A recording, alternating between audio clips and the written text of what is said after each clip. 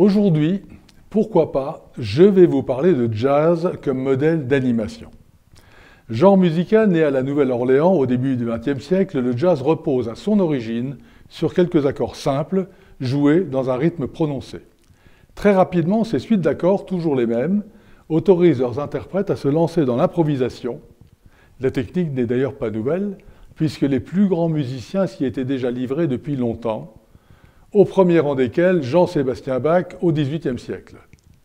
L'absence d'enregistrement à l'époque et la nécessité de renouveler leur répertoire chaque dimanche devant un public immuable les y conduisaient naturellement. Dans les années 30, le jazz s'est sophistiqué. Des accords de base du blues, il a évolué vers des grilles d'accords plus complexes et a ainsi favorisé la création de thèmes aux harmonies plus riches, tout en conservant une structure simple, permettant aux musiciens ne lisant pas les musiques de la pratiquer malgré tout. D'une façon générale, la plupart des mélodies de jazz des 50 dernières années a été composée sur des grilles d'accords de 32 mesures, comprenant 4 lignes de 8 mesures chacune, la ligne thématique, son rappel, la middle part, variation de la ligne thématique originelle, et en conclusion, un dernier rappel de la ligne thématique qui précède les chorus d'improvisation. Aujourd'hui encore, de nombreuses compositions éclosent sur ces grilles très formatées. Cette façon d'écrire la musique permet, parce que tous les musiciens d'un orchestre jouent selon la même grille harmonique rigoureusement définie et introduisent un morceau par l'interprétation fidèle de son thème d'abord, et puis autorisent enfin chacun des interprètes tour à tour à improviser. Leur créativité d'artiste est alors libérée, mais dans le strict respect de la grille d'accords du thème, ce qui permet aux autres de l'accompagner dans une harmonie musicale parfaite. Pourquoi ne pas construire l'organisation générale d'une entreprise sur ce modèle?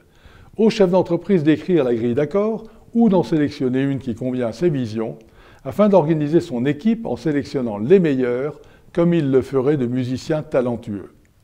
À lui d'introduire le thème, de décider de la grille d'accords sur laquelle l'orchestre jouera, de choisir l'instrument que lui-même maîtrise le mieux et de laisser ensuite chacun de ses solistes s'exprimer par l'improvisation, libérant ainsi toute sa créativité dans le respect rigoureux de la grille harmonique pour le plus grand bonheur de chacun et pour un résultat souvent exceptionnel. J'ai été musicien de jazz et je peux témoigner que le plaisir, l'émotion et l'enthousiasme du soliste sont la source d'une créativité extraordinaire dans la discipline et le respect absolu du jeu de toute l'équipe. Voilà, je suis Alain Gutzman, entrepreneur multirécidiviste, aujourd'hui conseil et sparring partner de dirigeants d'entreprises en leadership, stratégie, performance opérationnelle, ingénierie financière et auteur d'une méthode de management entrepreneurial Performap centrée sur l'obsession du client comme accélérateur de réussite. J'espère que cette vidéo vous a plu.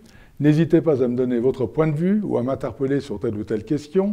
Il y a un espace pour cela en bas de la page de mon blog. Praticien passionné de management depuis plus de 40 ans, je réalise ces vidéos pour contribuer à son progrès et pour aider nos entrepreneurs à réussir plus vite. Alors abonnez-vous à mon blog, abonnez-vous à ma chaîne YouTube, cliquez sur Facebook, LinkedIn ou Twitter. Merci et à très bientôt.